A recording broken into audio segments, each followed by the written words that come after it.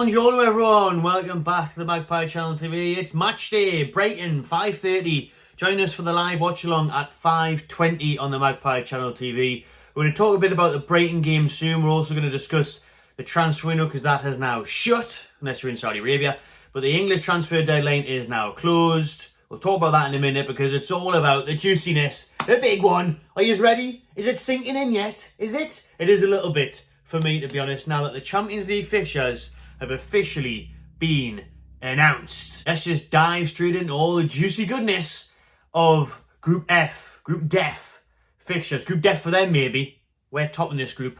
Mark my words. Wait for it, yeah? Anyways, there's not long until the first game, by the way, and it is, of course, starting off with a massive trip to Milan, where you will see absolutely zero Mackems. But loads of Geordies will be there, taking over the square, taking over the San Siro, like it's the 2000s all over again. Oh, it's going to be amazing. I know loads of Newcastle fans are already looking on Skyscanner and Booking.com and all that, me included, for this one. There's word that Newcastle might be releasing more flights themselves at Newcastle International Airport, but we'll wait and see on that. They're going to have to. It would make sense for them to do it, but at the minute, people are booking the flights from London and all over the shop. But a mental time to think that we are now actually going to be going to Milan, to Dortmund and to Paris.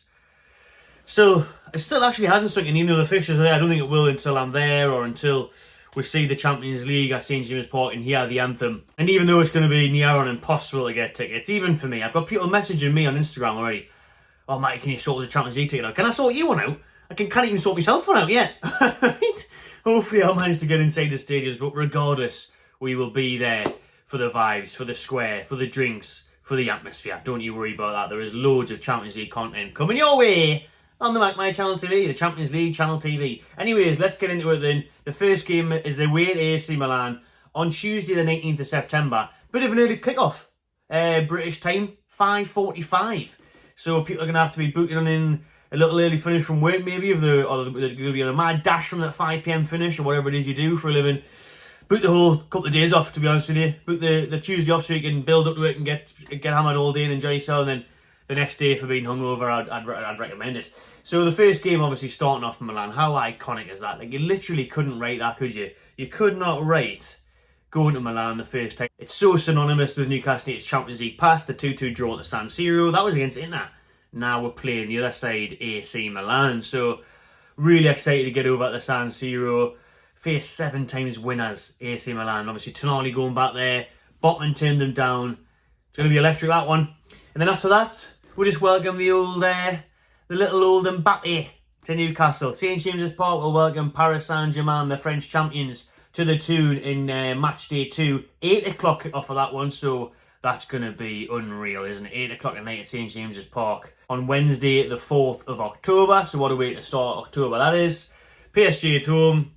Wow, like I say, Mbappe coming. I'm gutted that Messi's not there anymore. I've never seen Messi play in the flesh, so to have seen him would have been good. Even Neymar as well. But we will still see some big name players, and they don't get much bigger than Kylian Mbappe do this. So that's when the real Champions League style kicks in and you realise where you are when you seeing those blokes on the pitch at St James's. Hopefully a taste of things to come in a couple of years' time when we can splash our money when the revenue goes up. And then after PSG, it's back-to-back home games, to be fair. We've obviously got PSG at home on the 4th of October. Then we've got Borussia Dortmund at home on the 25th of October. Another Wednesday 8 o'clock game in match day 3. Dortmund at home, it's going to be special. You know, war flag, show the yellow wall how it's done. That atmosphere should be class. And then we'll go over to Dortmund ourselves in match day 4 to take on that yellow wall on Tuesday the 7th of November. And it's an early kick-off again. 5:45 for that one. And then we will really see the unbelievable German atmosphere that they are so famous for. You know, the tifos, the flags, the yellow wall. It's all going to be there. It's all going to be happening. And then match day 5 sees us head over to Paris. Short trip, not bad. You can drive there. Numerous ways you can get there. Eurostar, so that's at least easily accessible. And that one is a late kick-off in France. 8 o'clock there on Tuesday, the 28th of November. I've been to PSG Stadium before, actually, for Euro 2016. I was there. It's a decent stadium, good size, big oval shape. I think we got the metro there, which wasn't too bad. So it was decent, but obviously what is in my recent memory now is Liverpool fans when they were there You know what I mean? A couple of years ago, that was shocking, their treatment from the French police. So let's hope there's none of that this time. And then we'll round it off with a mouth-watering night under the lights at St James's Park as AC Milan come to tune. This one is going to be sensational. Wednesday, the 13th of December. We're cramming a lot of fixtures in there. Obviously, there's a lot of games in the space of a couple of months. And then there, look at that, you know, just over 10 days till Christmas, and we're letting Milan come to the Christmas markets. We're going to absolutely destroy them. I'm telling you now, imagine the scenes here. Hopefully, we're not relying on a win to get through. But even if we are, it'll make for an even bigger, better night. And the atmosphere will be off the scale. I'm not sure we'll see a better atmosphere ever at St James, especially even if we don't need a win, we can celebrate. If we do need a win, we can cheer them on, push them on. The war flags displays Wednesday night, 8 o'clock at night. Oh, it's going to be cold, it'll be freezing, probably snowing, hailstoning, and it won't matter one bit. AC Milan will crap themselves coming to a cold St James's Park in December. And I'm very confident of that one. I'm so excited for it. Just AC Milan at St James's Park, man, to round off the group stages, and hopefully we are celebrating getting through to the next round. A reminder that the top 2 teams go through from the Champions League group stages, and the 3rd place team goes down into the Europa League, and the 4th place team goes home. Ticket details will be announced shortly by the club. Very good luck in getting those, because they will be absolute gold dust and then some. But me, regardless if we get tickets or not, for me anyways, I can't wait just to be involved in this, to be travelling with Geordies, to be taking over European cities again, and bringing fans to St James's Park. It's going to be amazing. Let us know what you think of those fixtures in the comments below. So quickly then, deadline day was yesterday. No incomings from Newcastle apart from a young signing again, but they're not going to be first team anytime soon, so there's no real point in touching on that. Jeffrey Hendrick finally left, and that is the end of Hendrick at Newcastle, because even though it's a 1-year loan to Sheffield Wednesday, his contract runs out next summer, so we'll never have to see him again in a Newcastle shirt. Terrible signing, but he was free, had a good deal against West Ham, and that was about it. So, see you later, Jeffrey. We got rid of him, got rid of his wages at least, but again, it's only a loan. Isaac Hayden is still apparently in talks with Standard Liège of Belgium after failing a couple of medicals at a couple of clubs. I think Luton was one of them, Sheffield Wednesday was another one. Will he pass the Belgian medicals? Let's wait and see. I don't think their window closes until the 5th of September, so he's got some time to try and get that move sorted. Mankiw stayed. He was another one that was heavy linked to move this window. He is still a Newcastle player for now. And yeah, no incomings. It was late talk with Hugo Lloris. That was a load of bollocks. Didn't do a video on it. Didn't waste my time. Knew that was never going to happen. That was just complete and utter nonsense. We were never in for Hugo Lloris. Don't know why someone decided to say that.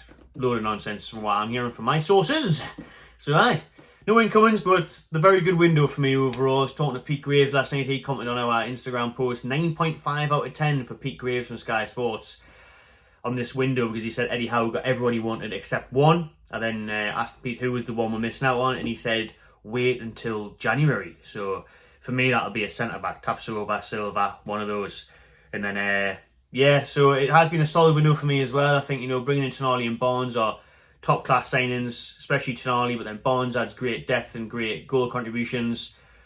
The future is very bright for Tino Livramento and Lewis Hall. It's up to them and the coaching staff how they really develop, but potentially England's future fullbacks are now at the club for big money, so big risks, but you know, they've shown it in the Premier League. Lewis Hall not as much because he hasn't played many games, and Tino, I suppose, coming back from a bad injury, so the jury's out still on both of them in a sense, but very, very good window for us. I would have ideally liked to have signed Diaby as a right winger who I was looking for ages. I think he could have been that killer up top that we need instead of Almiron. Like, yes, Almiron graphs and all that, but we know the chances he missed against Liverpool, albeit unlucky, hit the post and stuff, but I didn't like his performance against Man City. Diaby, someone like that, killer. Diaby, he's a killers, goal scorers. Only needed one chance, you know what I mean? So he would be a great addition, but FFP and all that. Or maybe even a right winger on loan, like what I linked with Chiesa. If we had got a right winger, I think it would have been great. And a centre back would have really topped it off, especially with Botman's injury now, which hopefully isn't too serious. Lascelles stays after being linked with a move away. Obviously, it wasn't perfect, but it was very, very good. Let's be honest, it was very good. I would personally give it an 8.5 out of 10. I think one or two more would have took it over the edge, but delighted with Tonali so far. And time will tell, won't it? You can come back and rate it again, I suppose, after a few months. How do they cope with the Champions League, with injuries, with 2 games in a week, you know? But for me, very good window. Are we Champions League ready then? Do you know what I mean? With these group stage games being announced? Is that my doorbell? That was indeed my doorbell. My protein delivery there. Not a sponsor. Wish it was. But I think we are ready, in a sense. I'm confident. I'm hearing this as the group of death and all of this, and it is. We couldn't have got harder teams. But for me, bring it on. I honestly think, right, we can top this group. I really do. I look at the teams now that are there. I look at the squads, and I think it's just because of the big names. And obviously, AC Milan, you're coming up against Champions League heritage. What was it? 6-7-time winners. They know how to win, they know how to perform, but they've made lots of signings this summer. They've obviously lost lots of players. So it's hard to see how they're going to get on. I still do rate them. Still got some very good players, you know, Theo Hernandez and Rafael Leao, and they are dangerous. So, especially at their place. Obviously, we know St James Park is going to be pivotal. I mean, if you look back on the Sir Robson's time when we lost the first 3 group games, then we needed to win the remaining 3 games, and we beat Juventus at home and all that. Hopefully that's not the case this time, but at home, if we can pick up 9 points, or even 7, and then nick a result away or something, that gives you a great chance of getting through. I think we will get through, I really do. Like I say, I look at their teams, Milan, Dortmund. I look at Dortmund's team now, it's nothing what it used to be. Nothing what it used to be at all. No Bellingham now. They've still got Marco Reus and that, and Sebastian Haller up front, who thankfully he's recovered. But for me, I look at that and they're not as dangerous. You know, no Haaland, no Bellingham.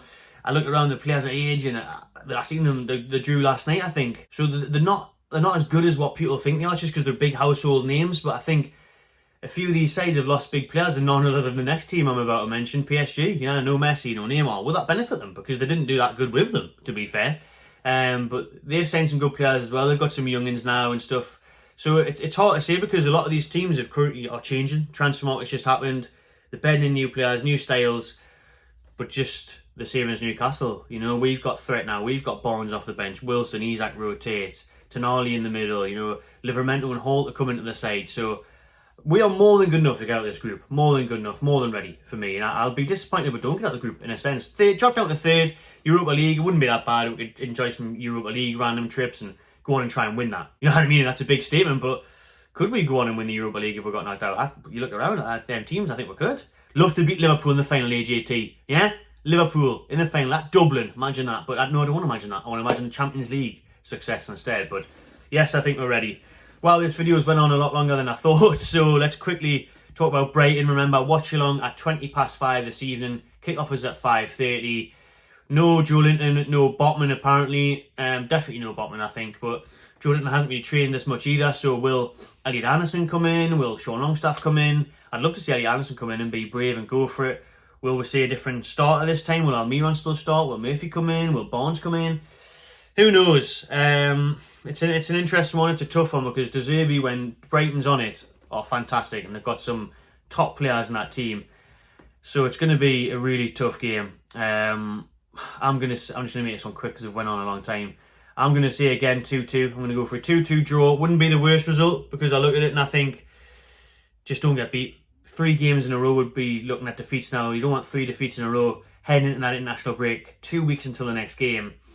It's very early on in the season. The fixtures have been very harsh on us, but yeah, if we can go there and get a point, I think it'll be bad. But again, there's nothing stopping us from going there and winning. West Ham won there 3-1 last week. Yes, you're going to need your chances. Yes, we're going to have to be on form, but why can't we? Why can't we go there? Hopefully there'll be a response from the players, because I know how gutted everyone in that dressing room is after losing that Liverpool game, and how Howe's had sleepless nights this week, Eddie Howe, you know.